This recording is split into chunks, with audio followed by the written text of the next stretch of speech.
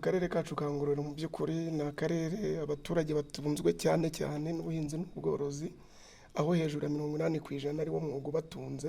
Uriya mushinga uzatuma abahinzi babasha kubona inguzanyo ku buryo buhendutse kuruta uko rimeze. Ibibura byo ni byinshi ariko n'ibyakorwa ni byinshi kugira ngo tube twahindura ubuhinzi hano.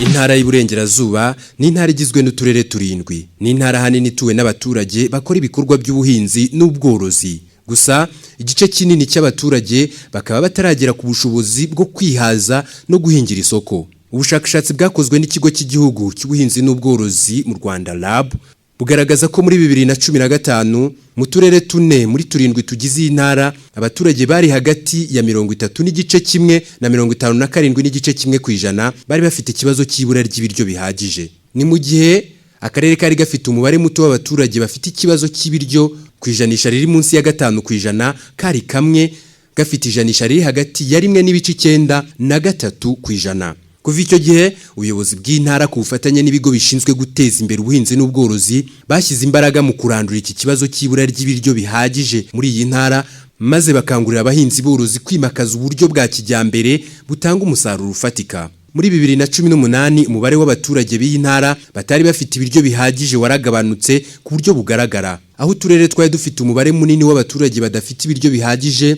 Umubare waragabanutse uva kuri 4 ugera kuri 2, ndetse n'ijanisha ryaragabanutse rigera hagati ya 30 n'igice kimwe na 49 kwijana, bivuye hagati ya 30 n'igice kimwe na 57 n'igice kimwe kwijana. Ni mu gihe akarere kari gafite umubare muto muri 2015 nako wakomeje kumanuka ku buryo muri 2018 wari uri hagati ya 1.2 na 3 kwijana, uvuye hagati ya 1.9 na 3 kwijana. Ubuyobozi bw'intara kuva ubwo bwakomeje gushyira imbaraga mu kuzamura ubuhinzi n'ubworozi hagamijwe guhingira amasoko no kwihaza mu biribwa. Ku itariki ya 16 z'ukwezi kwa 9 2022 ubuyobozi bw'intara y'Iburengerazuba bwagize inama nyungurana bitekerezo hamwe n'ubuyobozi bw'uturere, abagronome b'uturere, abashinzwe imibereho myiza y'abaturage mu turere, ibigo bishinzwe guteza imbere ubuhinzi n'ubworozi nka RAB, NAYEB, Minagri n'abafatanyabikorwa banyuranye hagamijwe gukemura burundu ikibazo cy'ibiribwa muri iyi ntara no gushyira imbaraga mu gukora ubuhinzi n'ubworozi bugezweho bujyana umusaruro ku masoko. Aha kandi hizwe ku kibazo cy'imiterere y'intara y'Iburengerazuba igizwe n'imisozi miremire yibasirwa n'isuri, kugira ubutaka busharira no gushyira ingufu mu kongera umusaruro n'ubwiza bw'ibihingwa bibasha kwera mu butaka busharira birimo icyayi, ikawa, ibirayi n'ibindi. Harebwe no ku bworozi bw'amatungo dore ko bafite isoko rigari kandi ribegereye ryo mu gihugu cy'abaturanyi cya Repubulika Iharanira Demokarasi ya Kongo. Aha kandi harebwe uburyo bwo kubyaza amahirwe isoko rya Kongo ribari bugufi, harimo no guteza imbere ubworozi bw'amafi yo mu kiyaga cya Kivu binyuze mu gukora ubworozi bw'amafi bugezweho bwa kareremba mu Kivu hagamijwe kongera umusaruro wayo, dore ko umusaruro w'amafi mu Rwanda ungana na 51% uturuka mu kiyaga cya Kivu. Umwe mu bayobozi b'uturere bari bitabiriye inama, Aproni Mukamasabo, umuyobozi w'akarere ka Nyamasheke, avuga ko ibyo bakuye muri iyi nama igamije kuzamura impinduka mu buhinzi n'ubworozi mu ntara y'Iburengerazuba bagiye kubishyira mu bikorwa mu rwego rwo kwihutisha iterambere ry'intara. Murakoze cyane, ni koko tumaze gukurikirana inama yabereye ku ntara yacu y'Iburengerazuba. Ni inama igamije kuzana impinduka mu bijyanye n'ubuhinzi n'ubworozi. Mu karere ka Nyamasheke rero ikintu dutahanye gikomeye ni uburyo tugiye kongera ubuhinzi twahingaga, cyane cyane ubuhinzi bw'icyayi ndetse n'ubuhinzi bwa kawa, aho ne mu bihingwa ngengabukungu, ariko noneho tukongera cyane n'ibihingwa ngandurarugo harimo cyane cyane imyumbati ndetse n'ibiribwa, ariko noneho n'amatungo n'ubundi tukongera amafi ndetse n'amatungo magufi, dore ko dufite isoko nyambukiranyamipaka rishobora kudufasha kubona aho twagurishiriza bya bihingwa byose muri rusange. Ariko noneho by'umwihariko akarere ka Nyamasheke twahisemo gukomeza kwagura ubuso bw'icyayi ku mukandara wa Nyungwe, kuko icyayi ni igihingwa cyiza giha abaturage benshi akazi kandi kikinjiza n'amadevize mu gihugu cyacu. Twagihisemo rero gukomeza kugishyiramo imbaraga hagamijwe ko abaturage batera imbere ndetse n'igihugu cyacu kigatera imbere. Nkusi Christophe, umuyobozi w'akarere ka Ngororero, nawe wari witabiriye inama, avuga ko mu karere ke abaturage basaga 80% bakora umwuga w'ubuhinzi n'ubworozi. Mu rwego rwo kuwuteza imbere bakaba bari gushyira imbaraga mu bukangurambaga bugamije gufasha abahinzi borozi gukora umurimo unoze. Murakoze. Mu karere kacu ka Ngororero mu by'ukuri ni akarere abaturage batunzwe cyane cyane n'ubuhinzi n'ubworozi, aho hejuru ya 80% ari wo mwuga ubatunze. Mu by'ukuri rero ni igikorwa cyangwa se ni umwuga ufitiye abaturage akamaro. Icyakorwa rero kugira ngo umusaruro wiyongere ni ubukangurambaga n'ubundi dukora umunsi ku munsi, ariko nanone hagahingwa ibihingwa biberanye n'ubutaka. Bivuga ngo hari ubutaka buba buberanye n'igihingwa runaka. Ibyo rero nibyo dushyiramo ingufu kugira ngo ubuhinzi mu karere ka Ngororero butere imbere. By'umwihariko natanga nk'urugero ibyagaragaye muri iyi nama tuvuyemo yaduhuje n'abayobozi b'uturere tw'intara y'Iburengerazuba, abayobozi b'intara ndetse na DG wa RAB n'abandi bakozi muri NAEB n'abandi. Icyagaragaye nuko mu by'ukuri mu ntara yacu y'Iburengerazuba ubutaka bwinshi buri acidike cyangwa se n'ubutaka bushaririye, ariko nk'uko tubizi mu bigendanye n'ubuhinzi hari ibihingwa byihanganira ubwo butaka. Nicyo rero natwe tugiye gushyiramo ingufu tukareba ngo ubu butaka twabukorera iki mu gihe kitari cyakosoka. Tuzi ko ubutaka bushaririye ushyiramo ishwagara hanyuma bukaba bwagarura arukarinite cyangwa se kudasharira. Ibyo rero mu gihe bitari byakorwa hari ikindi cyakorwa, tukareba igihingwa gishobora kwihanganira ubutaka bushaririye. Aha natanga nk'urugero mu karere kacu ka Ngororero hari igihingwa kigendanye n'icyayi, aho mu by'ukuri gihingwa mu mirenge ya Sovu, Kavumu na Muhanda. Iyo rero tureba dufite gahunda yo gukangurira abaturage guhinga icyo cyayi ku buso bunini, aho ubona ibindi bihingwa bahinga mu by'ukuri nta musaruro bitanga. Icyo ni kimwe. Ikindi ni kurwanya isuri. Turabizi akarere ka Ngororero ni akarere k'imisozi miremire, byumvikane nta karere kagizwe n'ubutumburuke bw'imisozi itandukanye. Hari gahunda rero yo kurwanya isuri kugira ngo na ya fumbire dushobora gushyira mu butaka igume mu butaka ire gutwarwa n'isuri.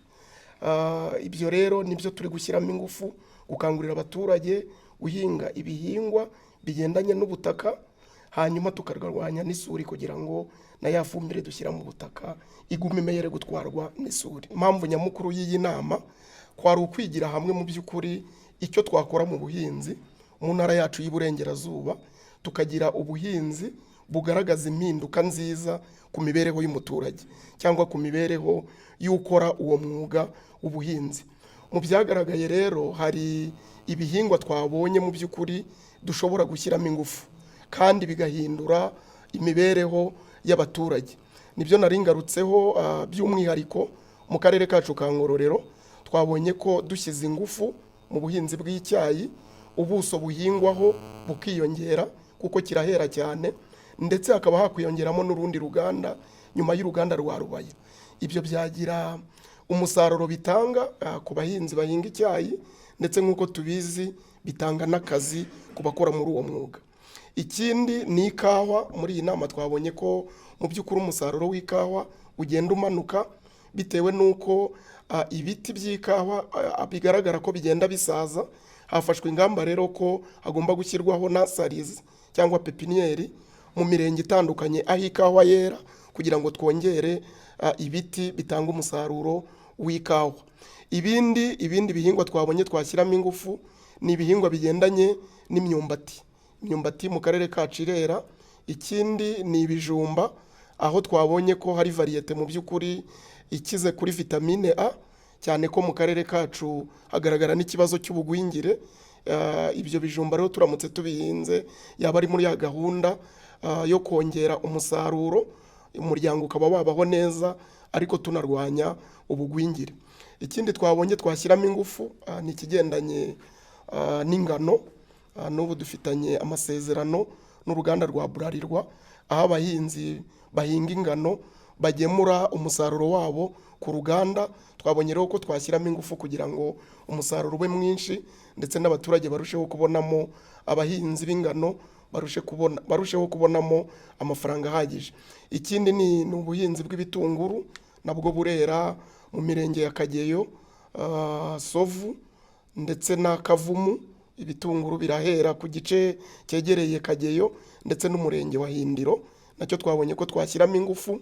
Ikindi twabonye twashyiramo ingufu ni marakuja, zera ahantu hatandukanye, ariko n'urutoki ruvuguruye kuko twaranabitangiye, ariko ni ibikorwa tugomba gushyiramo ingufu kuko tubona byagira impinduka nziza ku mibereho y'abahinzi bo mu karere kacu ka Ngororero. Nkiraho n'ubworozi ntabwo bwibagiranye kuko tworora amatungo atandukanye, haba mu gishwati ndetse no mu miryango hirya no hino abaturage batuye bakora umwuga w'ubworozi bw'amatungo atandukanye. Nabyo rero twabonye ko tugomba gushyiramo ingufu tutabyibagiwe. N'ibindi bihingwa bindi abaturage basanzwe bahinga, twabonye ko tugomba gushyiramo ingufu kugira ngo imibereho mu by'ukuri y'abahinzi bacu bahingire isoko aho guhinga kugira ngo basagurire isoko. Dr. Kalangwa Patrick, umuyobozi w'ikigo gishinzwe ubuhinzi n'ubworozi mu Rwanda RAB, avuga ko binyuze mu mushinga witwa CDAT, Commercialization and De-risking for Agricultural Transformation Project, umushinga ugamije guteza imbere ubuhinzi bugamije ubucuruzi no kugabanya ibibubangamira, bazafasha abahinzi borozi bo muri iyi ntara kunoza umwuga wabo, harimo kubona nkunganire, gukora ubuhinzi n'ubworozi bugezweho no kubona amasoko. Uriya mushinga bita CDAT, yani bashaka kubazaho cyane, niyo mushinga munini dufite urebye no mishinga twagiye tugira. Umushinga ufite agaciro ka miliyari 300 z'u Rwanda, urakorera mu gihugu hose. Umushinga rero ukomeye w'ingenzi, ufite uzibanda cyane, harimo ibice byari bijyanye no kuhira imyaka, bijyanye no gutunganya icyo bita irrigation scheme, bijyanye byuhirwa, ariko hariho n'ibijyanye no kongera umusaruro no kongera agaciro no kubonera amasoko, hibandwa ku bihingwa byatoranijwe. Harimo ibigori, harimo soya, harimo umuceri, harimo horticulture, imbuto n'imboga n'ibindi. Uyu umwihariko rero w'uyu mushinga n'uburyo uzakoramo, nicyo yifuje kumenya by'umwihariko. Uzakora cyane cyane ku bijyanye n'ibyo bita matching grant. Ni ukuvuga ngo ni nkunganire ku muhinzi cyangwa se ku wagiye mu iterambere ry'ubuhinzi. Ni ukuvuga ngo hari uruhare azanamo rwe na leta ikamuha urundi. Uzajya ukora umushinga, nukora umushinga ukore business plan, ukore umushinga wo gutera imbere, usabwe kuzanamo 50%, leta iguhe indi 50% kugira ngo ukore umushinga ubashe kugera ku ntego. Ubwo n'umuturage umuturage ukoze, yaba umuturage yabishyira hamwe, yaba koperative, yaba umuhinzi ari wese ufite icyakora giteza imbere ubuhinzi mu bijyanye n'ibihingwa byamaze gutoranywa nk'ibifite uko bishaka kuzana impinduka kurusha ibindi. Kuko nanone burya umushinga ntabwo ugenda mu tuntu twose ngo ugere muri buri kantu hose. Ugira ibyo ufata by'ingenzi kugira ngo impinduka zizaboneke zigaragara. Ariko icyiza cy'uyu mushinga nuko uzakorera mu gihugu hose, aho abahinzi bari hose bazaba bafite amahirwe ku mushinga. Ikindi, uriya mushinga uzatuma abahinzi babasha kubona inguzanyo ku buryo buhendutse kuruta uko rimeze. Burya inguzanyo kuri banki ahenshi zikunze kubagora kubera inyungu zikatwa nyinshi ziremereye cyane. Uriya mushinga rero icyiza cyawo uzaba ufite inyungu urebye zigeze nko kuri 1/2 cy'aho inyungu zisanzwe zindi. Uzasanga ziri hasi inyungu handi icyo bita bank interest, amafaranga banki guca wishyura inguzanyo yazaba ari hasi cyane yayo ahandi basanzwe bafatiraho, kugeza urebye munsi ya 1/2 cy'uko izindi inguzanyo zaga zihenze umuntu. Ikindi cya gatatu gikurikiyeho, uyu mushinga ufitemo no gushyigikira ibijyanye na insurance, ni ukuvuga ngo ubwishingizi. Uzafasha abahinzi abarimo gushyira ibikorwa, bashyira imbaraga, bakora imishinga yo kwiteza imbere, yo guteza imbere igihugu binyuze mu buhinzi, bazabasha kubona uburyo bwa nkunganire leta n'ubundi bwaratangiye ariko buzaguka kurushaho. Iyo nkunganire izagera kuri benshi kurushaho kubera uwo mushinga, amafaranga ashyizwe muri uwo mushinga, ku buryo babasha gushingana ubuhinzi bwabo kugira ngo butagira ikibukoma mu nkokora, haba indwara zaduka, haba ibiza n'ibindi. Uwo mushinga uzafasha muri ubwo buryo. Uwo mushinga rero ufite umumaro munini ku gihugu. Impamvu twaje hano rero muri mwihero n'intara, uretse n'uyu mushinga gusa n'iyindi mishinga n'ibindi bikorwa, turimo turareba mu buryo bwagutse uburyo ubuhinzi n'ubworozi bwavugururwa, bwahindurwa ububyara inyungu kwa bukora zifatika, bwatuma ibibazo bihora bigaragara bigenda bihashywa ku buryo bufatika. Haba uyu mushinga, haba n'indi mishinga twafashe hamwe n'ubuyobozi bw'intara n'uturere, dufata umwanya wo kubaganirira, kubereka amahirwe ahari n'uko iyi mishinga ikora. Tunareba uburyo abafatanyabikorwa barushaho gukorana neza kurusha uko bisanzwe, tukarushaho kubona umusaruro ufatika ushimishije. Habitegeko François, umuyobozi w'intara y'Iburengerazuba, avuga ko bateguye iyi nama mu rwego rwo gukora ubusesenguzi ku buhinzi n'ubworozi bwo muri aka gace, harebwa imbogamizi n'icyakorwa kugira ngo ubuhinzi n'ubworozi muri iyi ntara butere imbere kandi buzane ubukungu ku batuye iyi ntara. Koze cyane, ibibura byo ni byinshi ariko n'ibyakorwa ni byinshi kugira ngo tube twahindura ubuhinzi hano. Icyangombwa ni ubushake no kumva ko hari ikigomba guhinduka. Uyu munsi rero nk'uko mwabibonye ni nacyo inama yibanzeho.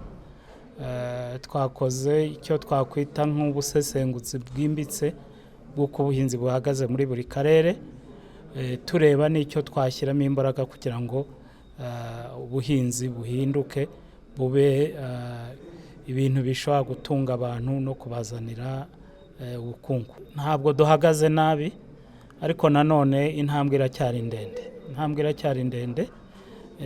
Ugiye kureba iyi ntara n'intara ubundi ifite ibibazo mu rwego rw'ubuhinzi bijyanye n'imiterere.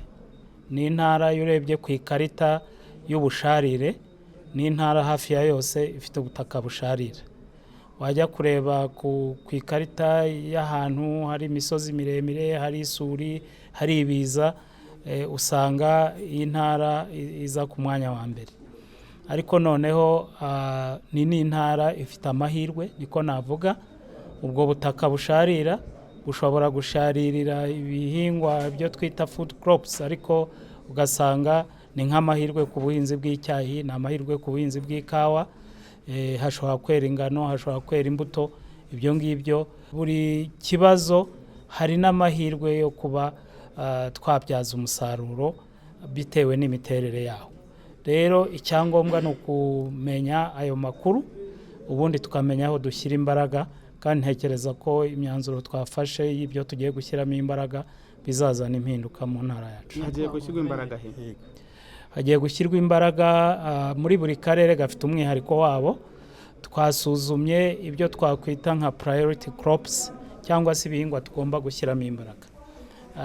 Ubwo sinzi niba nakubwira buri karere. Nka Rusizi, ikintu cya mbere gikomeye cyane no guteza imbere ubuhinzi bw'imbuto, kuko bigaragara ko zahera. Tukajya kubyaza umusaruro ikiyaga cya Kivu, ubworozi bw'amatungo magufi kubera isoko dufite hakurya muri Kongo, guteza imbere igihingwa cy'umuceri cyane cyane w'abasumati utaba ahandi, tukaba ariho dushyira imbaraga, ariko tugashyira n'imbaraga mu cyayi ndetse no mu ikawa na Nyamasheke, tugateza imbere imyumbati, ibigori, ariko n'uburobyi bwo mu kiyaga cya Kivu, tugateza imbere ikawa. Bafite inganda zigera muri 65, icyayi bafite inganda zigera muri 3, kandi bafite n'amahirwe yo kuba bagira n'urwa 4. Aho ngaho tukahashyira imbaraga. Karongi kuvugurura urutoki, ibirayi ku mukandara wa Nyungwe, n'ibindi bihingwa byera muri Karongi. Ntabwo narondora buri karere, ariko buri karere twagiye tureba ibihingwa twashyiramo imbaraga bikagira icyo twakwita comparative advantage, No ku ni kijyanye ukuvuga bishobora kuba birusha amahirwe ibindi turamutse tubishyizemo imbaraga. Intara y'Iburengerazuba ihingwamo ibihingwa binyuranye birimo icyayi, ikawa, ibirayi, imboga n'imbuto, umuceri, urutoki n'ibindi. Igakorerwamo kandi ubworozi bw'amafi, ingurube, inzuki, inka n'ayandi matungo anyuranye. Habarurwa inganda z'icyayi zigera kuri 11. Icyayi ni ingenzi kuko muri iyi ntara gihingwa ku buso bungana na hegitari 15,538 n'ibice 9, ibingana na 54% byahingwa icyayi mu gihugu hose. Mu myaka 5 ishize umusaruro w'icyayi muri iyi ntara warazamutse cyane ku ijanisha rigera kuri 32%.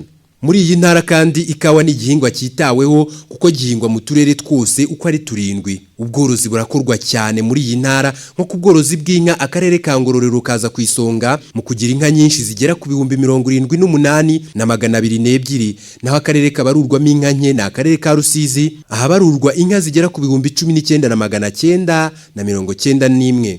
Muri rusange mu ntara yose mu bworozi bw'inka habarurwa inka zigera ku 311,471. Muri rusange umubare munini w'abatuye intara y'Iburengerazuba ukora umwuga w'ubuhinzi n'ubworozi, ariko uyu mwuga nturagera ku rwego rwifuzwa. Mu kuzamura uru rwego mu bukungu, iyi ntara ifite intego yo guteza imbere ubuhinzi bwa kijyambere hibandwa kuri gahunda zo kuhira imyaka, gukoresha imashini zihinga, gukoresha inyongeramusaruro, imbuto z'indobanure, ifumbire, imiti yica udukoko, guteza imbere ubworozi bwa kijyambere hibandwa ku kuvugurura amaraso y'amatungo ya gakondo hagamijwe kongera umusaruro, kongera agaciro k'umusaruro ukomoka ku buhinzi n'ubworozi binyuze mu nganda zitunganya umusaruro no guhunika imyaka, guteza imbere ibyoherezwa mu mahanga, guteza imbere ishoramari, ubucuruzi n'ubukerarugendo, guteza imbere ibikorwa remezo nk'imihanda yoroherereza umusaruro kugera ku masoko ndetse n'aho utunganyirizwa, kwagura ahororerwa amafi, gufasha abaturage kubona amasoko no guteza imbere uduce twagenewe inganda muri iyi ntara. Ni naha duhiniye inkuru yacu y'uyu munsi y'ibyiza bivugwa mu buhinzi n'ubworozi mu ntara y'Iburengerazuba. Mwakoze cyane kudukurikira. Icyuzuzo TV, ijwi ry'umuhinzi n'umworozi. Kanda subscribe utazajya ucikwa n'inkuru nziza nk'izi. Mwakoze cyane, mugira ibihe byiza.